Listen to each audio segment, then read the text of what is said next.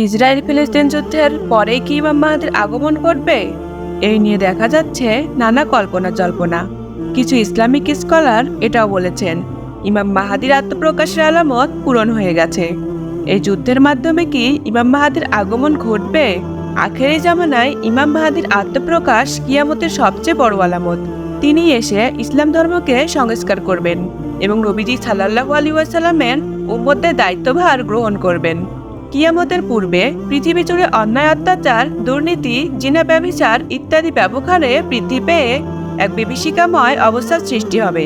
আমরা চারদিকে খেয়াল করলে দেখতে পাই কিয়ামতের পূর্বে যেসব ছোট ছোট আলামত প্রকাশ হওয়ার কথা, ইতিমধ্যে তার অসংখ্য বিষয় প্রকাশিত হয়েছে। কিন্তু কেউ একজন আসবেন যে পৃথিবীতে পুনরায় শান্তি ও ন্যায় বিচার প্রতিষ্ঠা করবেন, আর সেই ব্যক্তিই হবে ইমাম মাহাদি, যার আগমন সম্পর্কে কুরআন ও হাদিসে বিভিন্ন জায়গায় উল্লেখ করা হয়েছে। এখন সবার মনে একটাই প্রশ্ন, কে হবে এই ইমাম মাহাদি? কি হবে তার পরিচয়? কবেই বা তার আত্মপ্রকাশ ঘটবে?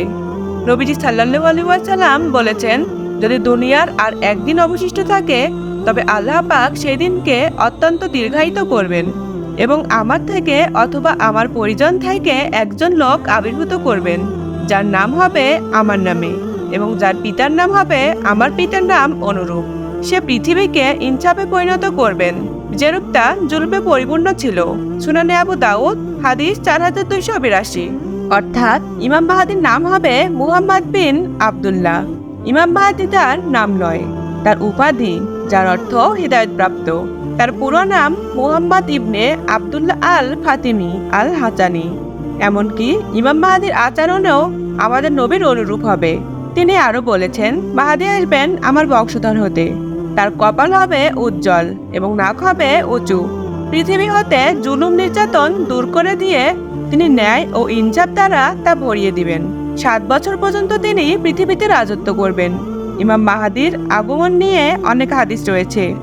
নবীজি সাল্লাল্লাহু আলাইহি ওয়াসাল্লাম বলেছেন, তোমাদের গুপ্তধনের নিকট 3 জন লোক ঝগড়া করবেন, প্রত্যেকেই হবে খলিফার পুত্র, কেউ তা দখল করতে পারবে না।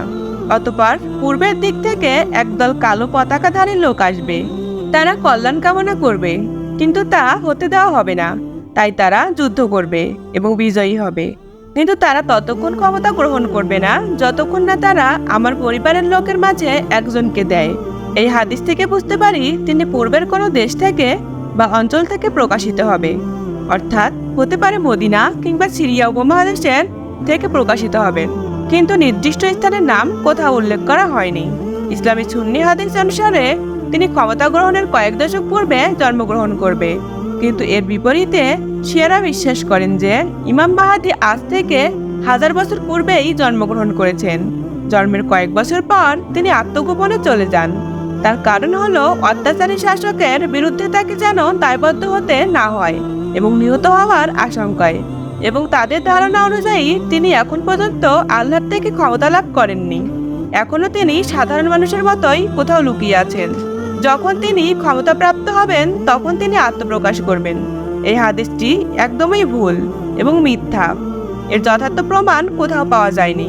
তবে বর্তমানে অনেকেই আছেন যারা নিজেদের ইমাম মাহাদি বলে দাবি জানিয়েছিল, যা সম্পূর্ণ মিথ্যা এবং ভিত্তিহীন।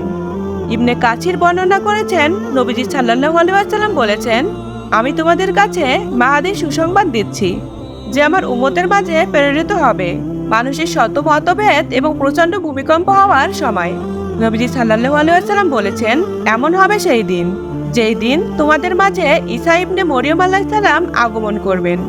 তোমাদের মাঝেই একজন মুমিন ব্যক্তি ইমাম হবে এবং ঈসা আলাইহিস সালাম তোমাদের সাথে জামাতে শরীক হয়ে তোমাদের ইমামের পিছনে দাঁড়িয়ে সালাত আদায় করবেন।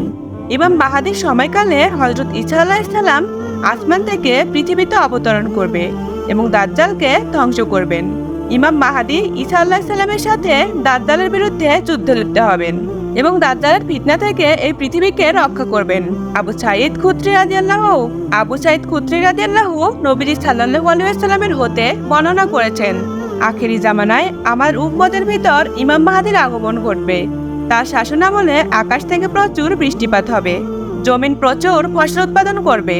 তিনি মানুষের মাঝে সমানভাবে প্রচুর সম্পদ বিতরণ করবেন। গৃহপালিত পশুর সংখ্যা বৃদ্ধি পাবে এবং উম্মতে মুহাম্মাদীদের সম্মান বৃদ্ধি পাবে। এরপর তিনি 7 কিংবা 8 বছর জীবিত থাকবেন। ইমাম মাহাদির আগমন কিয়ামতের সবচাইতে বড় আলামতগুলোর মধ্যে একটি। তবে মানুষের মাঝে যেভাবে অন্যায় অত্যাচার বৃদ্ধি পাচ্ছে কিংবা সারা পৃথিবী জুড়ে ঘন ঘন ভূমিকম্প হচ্ছে, সেই দিন আর বেশি দেরি নেই ইমাম মাহাদির আগমনের। আল্লাহ তাআলা আমাদের এই ফিতনার যুগে নিজেদের ঈমান ঠিক রাখার তৌফিক দান করুন। আমিন।